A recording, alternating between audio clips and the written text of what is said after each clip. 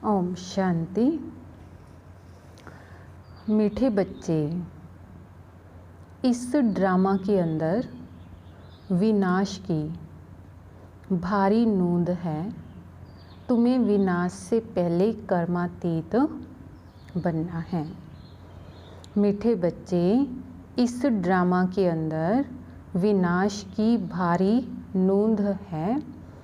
तुम्हें विनाश से पहले कर्मातीत बनना है। प्रश्न है, बाप के किन शब्दों की कशिश सम्मुख में बहुत होती है? बाप के किन शब्दों की कशिश सम्मुख में बहुत होती है?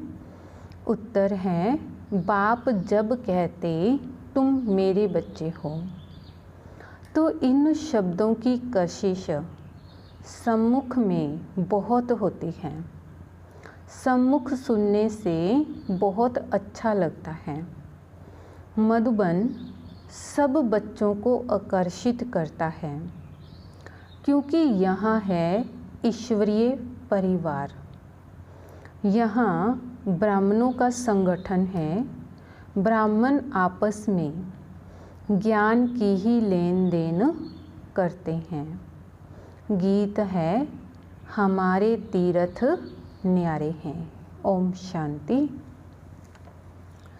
बच्चे जानते हैं कि हम अविनाशी यात्रा अथवा रूहानी यात्रा पर जा रहे हैं, जिस यात्रा से हम लौटकर मृत्यु लोक में नहीं आएंगे। मनुष्य तो यह बात जानते ही नहीं कि ऐसी भी कोई यात्रा होती है जहाँ से कभी लौटकर आना ना पड़े।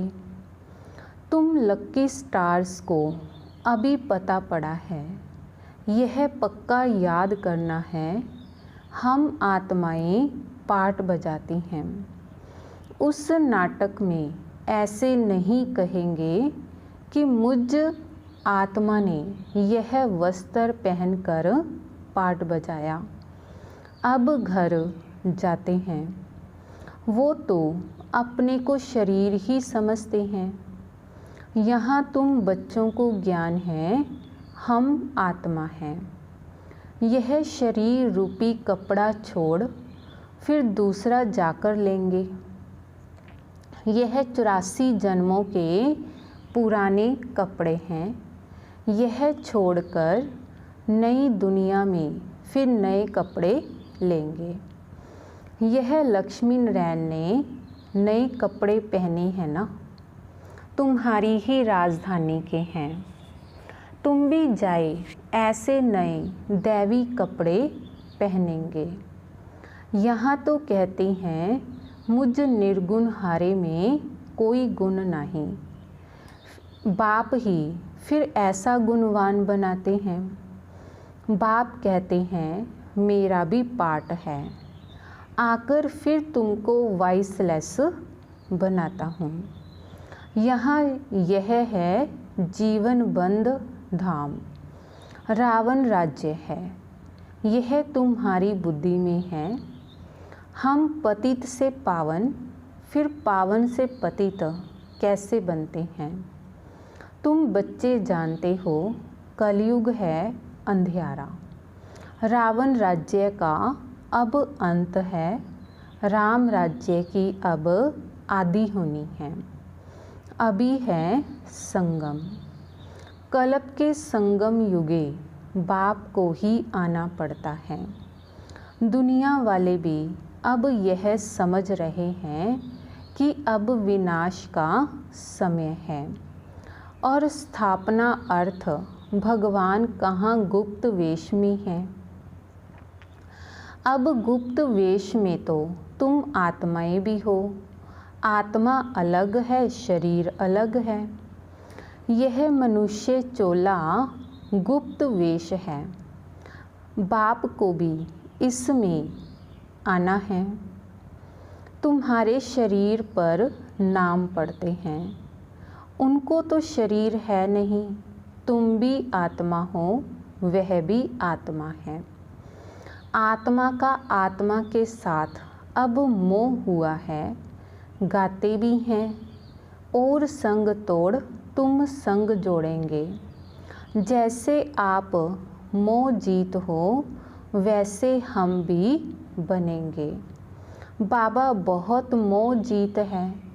कितने ढेर बच्चे हैं जो काम चिता पर बैठ जल गए हैं। परम पिता परमात्मा आते ही हैं पुरानी दुनिया का विनाश कराने। फिर मोह कैसे होता है? पतितों का जब विनाश हो तब तो शांति का राज्य हो। इस समय सुख तो कोई को भी है नहीं। सभी तमो प्रधान दुखी बन गए हैं। यह है ही पतित दुनिया। शिव बाबा ही आकर स्वर्ग की स्थापना करते हैं, जिसका नाम शिवालय पड़ा है। शिव बाबा ने देवताओं की राजधानी स्थापन की। वह है चैतन्य शिवालय। और वह शिवालय जिसमें शिव का चित्र है वो तो जड़ हो गया। अभी तुम समझ गए हो कि लक्ष्मी नारायण बरोबर स्वर्ग के मालिक थे, पूज्य थे। अब फिर पूज्य बन रहे हैं। तुमको अभी ज्ञान है। तुम लक्ष्मी नारायण के मंदिर में जाकर उनको माथा नहीं टेकेंगे। तुम तो उनको राजधानी में चैतन्य में आते हो, जानते हो हम देवता थे, अब नहीं हैं। जो पास्ट होकर गए हैं उनके चित्तर बनते हैं।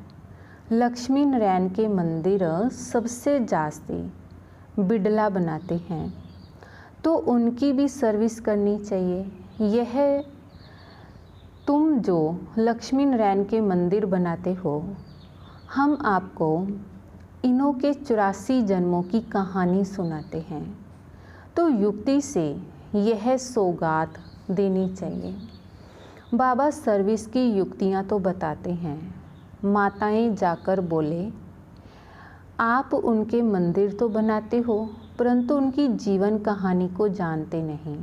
हम जानते हैं और समझा भी सकते हैं। समझाने वाली बड़ी रसीली चाहिए। बाप भी बैठ समझाते हैं ना, तो बाप कहते अगर छुट्टी नहीं मिलती है तो घर बैठे याद करो।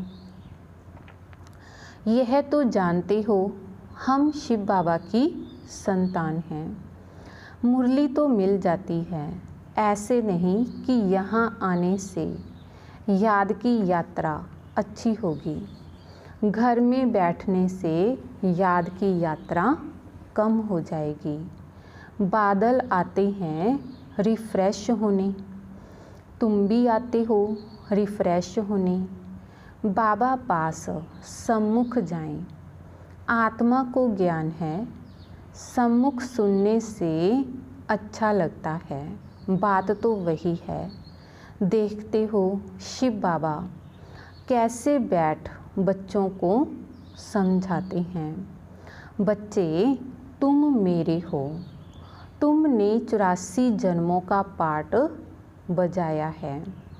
तुम जन्म मरण में आते हो, मैं नहीं आता हूँ। मैं पुनर्जन्म नहीं लेता हूँ, अजन्मा भी नहीं हूँ। आता हूँ परंतु बूढ़े तन में प्रवेश करता हूँ।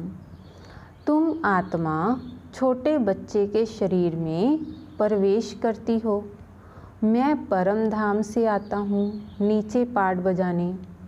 मैं विकारी के गर्भ में नहीं आता हूँ। मुझे कहते ही हो तमी हो माता पिता तमे हो।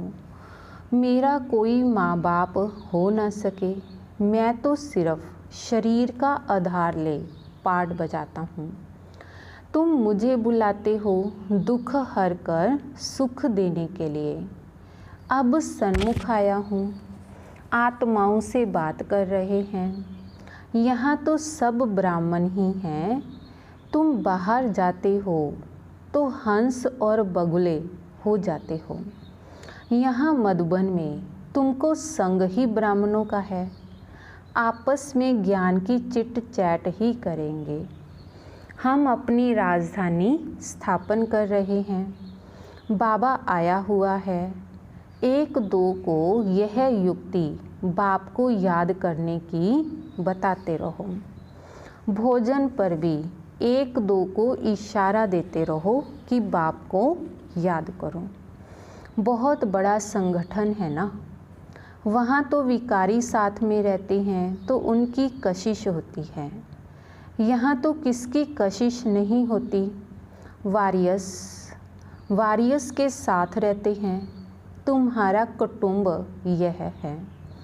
बुद्धि में यही रहता है, जो कोई मिले उनको बाप का परिचय दें कि भगवान को याद करते रहो। दो बाप है ना, लौकिक बाप होते भी भगवान को याद करते हो ना, वो लौकिक फादर है। लौकिक फादर को गॉड फादर नहीं कहेंगे। यह है पारलौकिक बाप। जरूर गॉड फादर से वर्षा मिलता होगा। ऐसे ऐसे भूं भूं करते रहो। तुम ब्राह्मण हो ना, सन्यासी भी भूं भूं करते हैं ना। इस दुनिया का सुख कागविष्टा के समान है। कितना दुख है। वह तो है ही हठ योगी, निर्वृत्ति मार्ग वाले। उनका धर्म ही अलग है। तुम जानते हो सतयुग में हम कितना सुखी पवित्र रहते हैं। भारत प्रवृत्ति मार्ग का था, देवी देवताओं का राज्य था। जो पवित्र थे वही पतित बने हैं। पुकारते भी रहते हैं, हे पतित पावन आओ, और फिर कह देते परमात्मा सर्वव्यापी है। हम जाकर ज्योति ज्योत समाएंगे। पुनर्जन्म को भी नहीं मानते हैं। अनेक मत है ना, दिन प्रतिदिन वृद्धि होती रहती है। यह भी बताना है कि सन्यासियों की वृद्धि कैसे होती है। नागों की भी वृद्धि होती है। जिसका जो धर्म है उसमें ही रहने से फिर अंतमति सो गति हो जाती है। जिसका जो जास्ती अभ्यास करते हैं, जैसे कोई शास्त्र आदि पढ़ते हैं, तो अंतमति सो गति, फिर छोटेपन में ही शास्त्र कंठ हो जाते हैं। अभी बाप कहते हैं मैं फलाना हूँ, यह हूँ। यह सब दे अभिमान की बातें छोड़ दो। अपने को अशरीरी आत्मा समझो और बाप को याद करो। इस शरीर को देखते हुए भी नहीं देखो। देह सहित देह के जो संबंध आदि हैं सबको छोड़ो। अपने को आत्मा निश्चय करो, परमात्मा को याद करो। इसमें टाइम बहुत लगता है। माया याद करने नहीं देती है। नहीं तो वानप्रस्थी के लिए बहुत सहज है। बाप खुद कहते हैं अभी तुम छोटे बड़े सबकी वानप्रस्थ अवस्था है। एक तरफ विनाश भी होता रहेगा, दूसरी तरफ जन्म भी लेते रहेंगे। पुनर्जन्म लेना होगा तो आ जाएंगे, बच्चे भी पैदा होंगे, फिर विनाश भी हो जाएगा। यह तो तुम जानते हो। कोई गर्भ में होंगे, कोई कहाँ, सब खत्म हो जाएंगे। सब अपना हिसाब चुकतू कर वापस जाएंगे। हिसाब किताब रहा हुआ होगा तो अच्छी रीति सजाएं खानी पड़ेंगी, फिर वह भी हल्का हो जाएगा। ऐसे नहीं कि योग में भी रहो और पाप भी करते रहो। कई बच्चे एक तरफ चार्ट भी लिखते रहते और फिर कहते माया ने मुंह काला कर दिया, माया ने हरा दिया, तो कच्चा कहेंगे ना। तो बाप समझाते हैं कि तुम ऐसे समझो कि हम थोड़े दिन यहाँ हैं, फिर चले जाएंगे। इन सब का विनाश हो रहा है। बाप कहते हैं मुझे याद करो तो विकर्म विनाश होंगे। अपना चार्ट देखते रहो। हम कितनों को रास्ता बताते हैं और पुरुषार्थ कराते हैं। तन मन धन से रूहानी सेवा में मददगार बनना पड़े। कहती हैं मन को अमन नहीं कर सकते, आत्मा तो है ही शांत। हम आत्मा अपने परम धाम में जाकर बैठेंगे। कोई दुनिया का संकल्प नहीं आएगा। ऐसे नहीं कि आंखें बंद कर अनकॉन्शियस होना है। ऐसे बहुत सीखते भी हैं। 10-15 दिन अनकॉन्शियस भी हो जाते हैं। यह अभ्यास करते हैं, फिर इतने समय बाद जाग जाएंगे। जैसे टाइम बॉम्ब होते हैं ना, तो उनका भी टाइम होता है। यह इतने घंटे बाद फटेंगे। तुम बच्चों को पता है हम योग लगा रहे हैं। जब तमो प्रधान किचड़ा निकलेगा, हम सतो प्रधान बन जाएंगे। तो फिर इस शरीर को छोड़ देंगे। हम अभी योग की यात्रा पर हैं। टाइम मिला हुआ है, फिर यह शरीर छोड़ना ही है। फिर सब खत्म हो जाएगा। टाइम नूंधा हुआ है, फिर पिछाड़ी में मच्छरों सदृश शरीर छोड़ेंगे। विनाश होगा। तुम कर्मातीत अवस्था को पाएंगे, फिर विनाश शुरू हो जाएगा। विनाश का बड़ा भारी सीन है। यह ड्रामा में भारी नोंद है। तुम जानते हो हमारी अवस्था एक रस रहेगी। खुशी में सदैव हर्षित रहेंगे। यह दुनिया तो खलास होनी ही है। जानते हैं कल्प कल्प संगम युग होता है, तब विनाश होता है। सिर्फ बम्स नहीं, नेचुरल कैलामिटीज़ भी मदद करती हैं। तो बच्चों को यह बुद्धि में रहना चाहिए, अभी हमको जाना है। जितना बाबा को याद करेंगे तो विकर्म विनाश होंगे, ऊंच पद पाएंगे। Charity begins at home. कोशिश करना चाहिए। कन्या वह जो पियर घर और ससुर घर का उद्धार करे। तो चैरिटी बिगिंस एट होम हुआ ना। सर्विस में लगा रहना चाहिए। बोलो शिव बाबा कहते हैं मुझे याद करो तो वर्षा मिलेगा। सीधी बात है। मुझ अलफ को याद करेंगे तो स्वर्ग का वर्षा तुम्हारा है। विश्व के मालिक तुम बन जाएंगे। अब वर्षा पाना है तो मुझे याद करो। बच्चों का फर्ज है यह पैगाम देना। आगे भी दिया था, बताना है। विनाश सामने खड़ा है। कलयुग के बाद सतयुग आएगा। बाप ही आकर वर्षा देते हैं। रावण नरकवासी बनाता है, बाप आकर स्वर्गवासी बनाते हैं। कहानी भारत की है। भारतवासियों को खड़ा करना है। पहले शिव के मंदिर में जाकर समझाना है। तो यह बाप नई सृष्टि रचने वाला है। कहते हैं मुझे याद करो तो तुम्हारे विकर्म विनाश हों। यह निराकार बाबा आए हुए हैं। ब्रह्मा द्वारा स्वर्ग की स्थापना कर रहे हैं। तो अब बाप और वर्षे को याद करो। 84 जन्म पूरे हुए हैं। अब हम आपको बताते हैं। अब मानो न मानो तुम्हारी मर्जी। बातें तो बड़ी अच्छी हैं। बाप ही दुख हरता सुख करता है। थोड़ा ही समझाया, यह चला। यह है तुम्हारा धंधा। मेहनत तो कुछ है नहीं, सिर्फ मुख से बोलना है। बाप कहते हैं मुझे याद करो। दे ही अभिमानी बनो।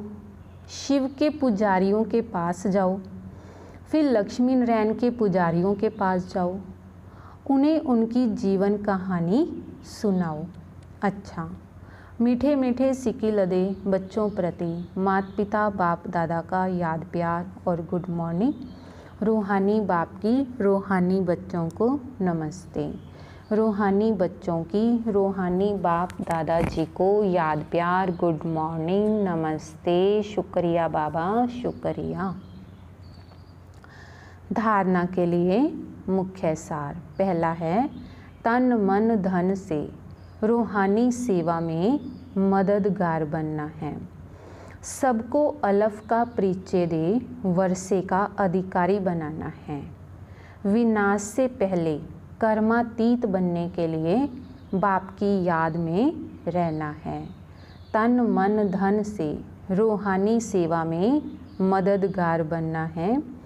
सबको अलफ का परिचय दे वर्षे का अधिकारी बनाना है। विनाश से पहले कर्मातीत बनने के लिए बाप की याद में रहना है। दूसरा है, बाप समान मोह जीत बनना है। आत्मा का आत्मा से जो मोह हो गया है उसे निकाल एक बाप से लगन लगानी है। बाप समान मोह जीत बनना है। आत्मा का आत्मा से जो मोह हो गया है उसे निकाल एक बाप से लगन लगानी है। वरदान है, निराकारी स्थिति के अभ्यास द्वारा मैंपन को समाप्त करने वाले निरहंकारी भव।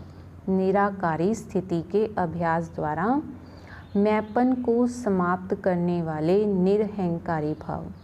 वर्तमान समय सबसे महीन और सुंदर धागा यह मैंपन है। यह मैंपन ही देह अभिमान से पार ले जाने वाला भी है तो देह अभिमान में लाने वाला भी है। जब मैंपन उल्टे रूप में आता है तो बाप का प्यारा बनने की बजाय कोई ना कोई आत्मा का नाम मान शान का प्यारा बना देता है। तो इस बंधन से मुक्त बनने के लिए निरंतर निराकारी स्थिति में स्थित होकर साकार में आओ। इस अभ्यास को नेचर बना दो तो निरहंकारी बन जाएंगे। स्लोगन है, किसी की बुरी व अच्छी बात सुनकर संकल्प में भी घृणा भाव आना यह भी परमत है। किसी की बुरी व अच्छी बात सुनकर संकल्प में भी घृणा भाव आना यह भी परमत है। ओम शांति।